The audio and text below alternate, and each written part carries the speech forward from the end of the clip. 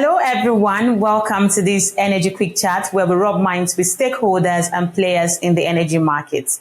Now, crude oil prices climbed higher by about 3% to a 4-month high week as heavy drone attacks by Ukraine on Russian oil refineries are expected to cause supply disruptions, with a surprise withdrawal in U.S. Crude inventories and a bigger than expected drop in gasoline stocks. Meanwhile, OPEC kept its 2024 oil demand forecast higher than others, expecting it to grow by 2.2 million barrels per day this year. But how are all these factors coming together to impact the global oil market? My guest today is Julien Mathonniere. He is the oil markets economist at Energy. Thank you so much for joining us today, Julien. How is the weather there in London? A very good day to you, Justina. Thank you for having me. The weather is grey, as you would expect from your average English weather, so it's perfectly depressing. All right, so let's get right in. And how highly elevated do you think oil prices would remain as Ukrainian drones hit Rosneft and Lukoil refineries inside Russia? Yes, a lot of headlines about drones. Price crept up a little, but I think the market has already concluded that the risk of supply disruption is currently very low. Despite the missiles attack, despite the Red Sea, despite the drones, too much supply around for this market to be really worried. And you know, what's not to like with $80 per barrel? I think we were even $84 yesterday. And I think breaking through to $85 could prove much more difficult than it looks because the market has a large surplus now. And therefore, major supply risks are merely shrugged off. You know, there is no risk premium. Where is the risk premium? Instead, there's just a firm belief that, you know, strong non-OPEC plus supply and a large OPEC spare capacity can offset any production disruption caused by, you know, wars in the Middle East, the Red Sea, you know, the events in between Israel and Gaza, Ukraine, etc. So, you know, this will prevent any price spike. So do you think, do you see any key lever to higher global oil demand in near to medium term, even as OPEC retained its 2024 and 2025 demand forecasts? Well, it's a very good question. I think traders, from what we've heard recently, you know, there was an international energy week in London a couple of weeks ago. I think that traders trust that OPEC plus market management will maintain a price floor, you know, in case demand drops lower than expected, especially now that the post-pandemic rebound is over. So if you've seen the recent news, I think yesterday or the day before yesterday, Jamie Dimon, the CEO of JP Morgan, the world's largest bank, basically said that the global economy is not yet out of the woods and that a recession, a technical recession, is still possible in the US. So to make a long story short, you know, the main demand lever would be a fast decline in core inflation levels globally, not just the US, but the other countries as well. That would be a good lever. I think the second best demand lever would be China. You know, China has an $18 trillion economy where manufacturing has been declining for 5 months in a row. And I think export fell for the first time since 2016 last year. So, you know, when you talk to financial market, what they tell you is that they want to see a big stimulus package in China. This is not happening at the moment. But if we've got a big stimulus package in China, then, you know, this is the only thing that will convince market that China can still grow as fast as in the previous years.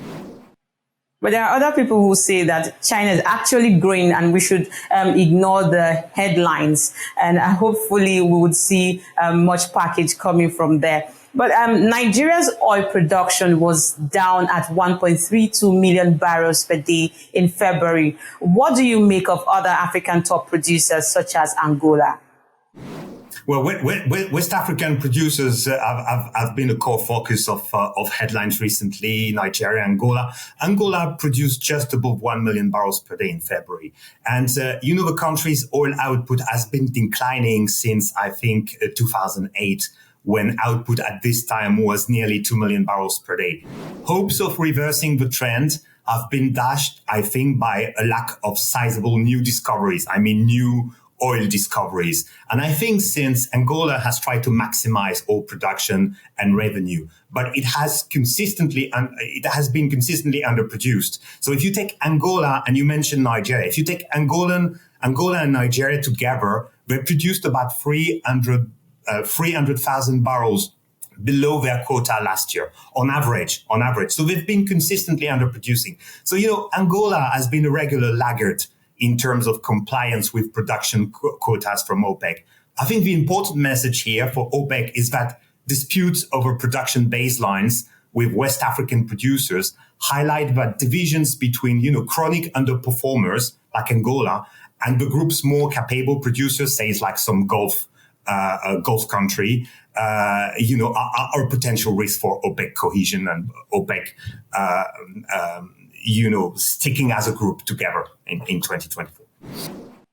Now, you mentioned something very significant earlier, and you said what's not to like about $80 per barrel. Now, Saudi Arabia wants oil prices around $90 per barrel to balance its fiscal position. What would this mean for smaller producers? Now, let me just mention something quickly. Higher oil prices, if I look at it like as a layman, would mean more expenses, right? So what would this mean for other smaller oil producers? Well, one thing is that I'm not entirely sure that Saudi Arabia really wants a specific price. I know we had this discussion with the Saudis. They don't like to hear that.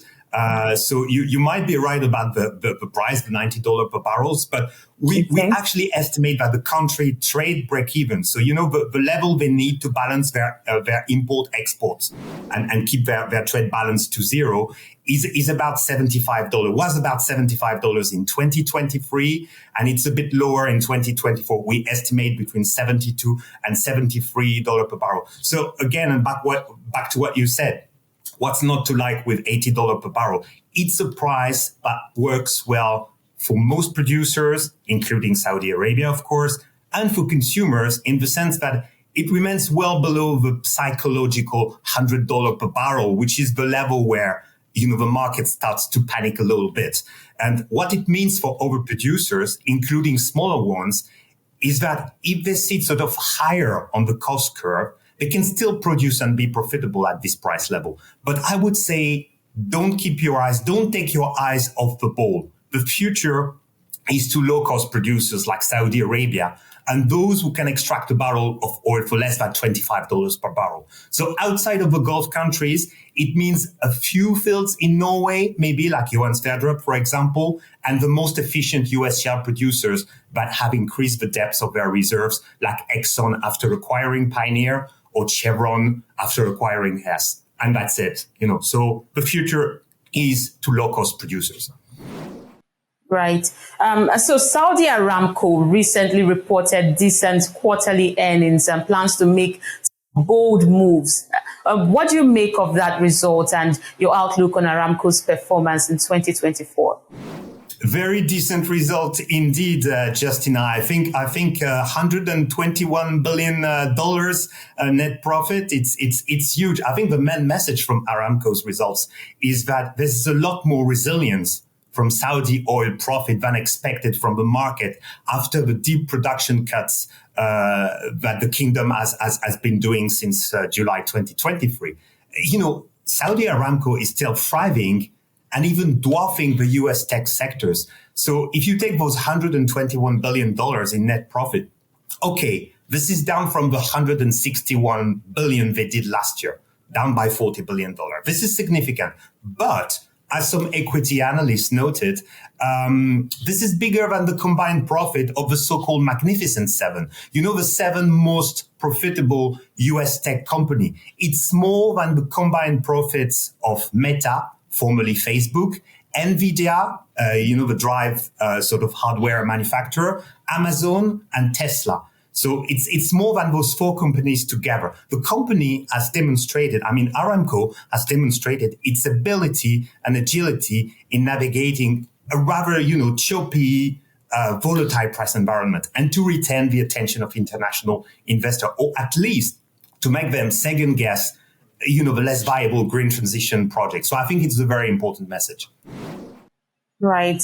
Thank you so much, Julien, for those insights in these global oil markets and what for that. Julien Mathonniere is oil market economist, energy intelligence. Thank you so much for your time. And that's Always a pleasure, Justina. Always a pleasure. Yes, thank you so much again. That's it on our Energy Quick Chat. Thank you everyone for watching. I hope you enjoyed it. And Tina Okechukwu, bye for now.